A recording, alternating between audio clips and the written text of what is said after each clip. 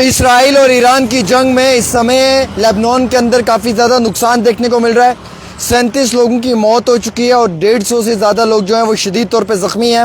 پچھلے سال کے اکتوبر سے لے کر اگر ابھی تک آپ بات کریں گے تو 2000 لوگوں کی موت ہوئی ہے، لیکن ایران کی جانب سے بھی جو ہے وہ اسرائیل کو منہ توڑ جواب دیا جا رہا ہے۔ اب یہودیوں کے اندر بوکھلاہٹ ہے، تو جو یہودی ہیں وہ بوکھلاہٹ میں آ کر جو ہے وہ اب لبنان کے عام شہریوں کو اپنا نشانہ بنا رہے ہیں اور غزہ کے عام مسلمانوں پہ ظلم کر رہے ہیں یہودی، کیونکہ یہودیوں کو یہ سمجھ آ رہا ہے کہ ایران نے تو منہ توڑ جواب دے دیا ہے، اب جو وہ تکلیف انہیں محسوس ہو رہی ہے اس تکلیف کی وجہ سے وہ بار بار جو ہے وہ غزہ پٹی کے اندر پھنسے ہوئے عام مسافرین کے اوپر جو ہے وہ ظلم کرتے ہوئے نظر آ رہے ہیں۔ حالانکہ یمن نے بھی منہ توڑ جواب جو ہے وہ اسرائیل کو دیا ہے اور یمن کی جانب سے بھی جو ہے وہ ڈرون بھیجا گیا ہے اور جس کی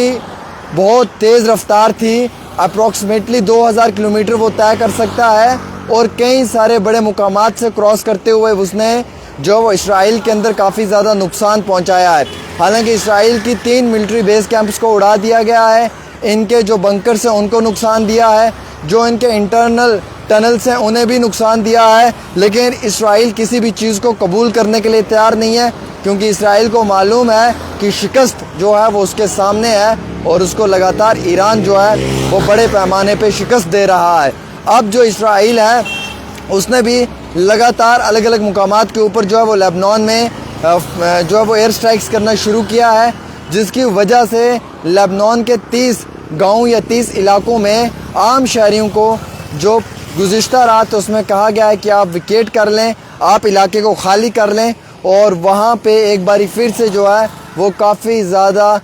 کشیدگی نظر آ رہی ہے اور کشیدگی میں مزید اضافہ ہے، دونوں سائڈیں جھڑپیں بھی ہیں اور یہاں تک کہ جو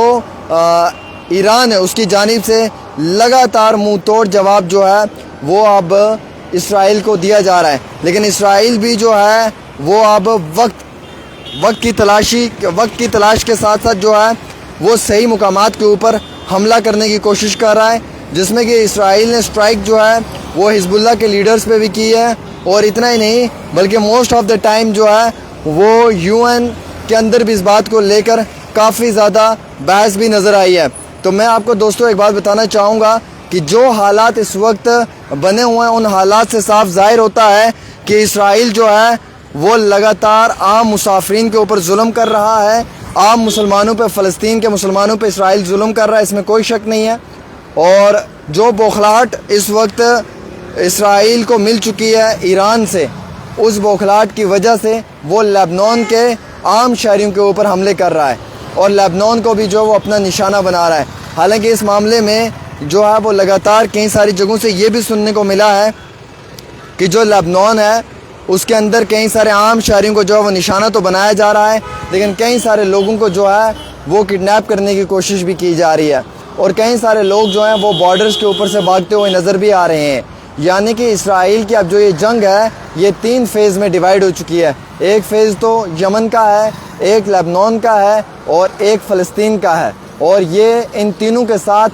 جھڑپوں میں نظر آ رہا ہے، اور وہیں دوسری اور ایران بھی منہ توڑ جواب جو ہے وہ یہودیوں کو دے رہا ہے اور یہودیوں کا دماغ جو ہے وہ ٹھکانے لگا دیا ہے، لیکن ابھی بھی یہودیوں کو یہ سمجھ نہیں آ رہی ہے کہ کس طریقے سے جو ہے وہ عام شہریوں کو اپنی درندگی کا اور اپنی طاقت کے دم پہ ان عام مسافرین کو نشانہ بنایا جائے۔ بس اس طاق میں لگا ہوا ہے اسرائیل، جس کو منہ توڑ جواب لگاتار دیا جا رہا ہے۔ ایک چھوٹی سی رپورٹ عامر کے ساتھ۔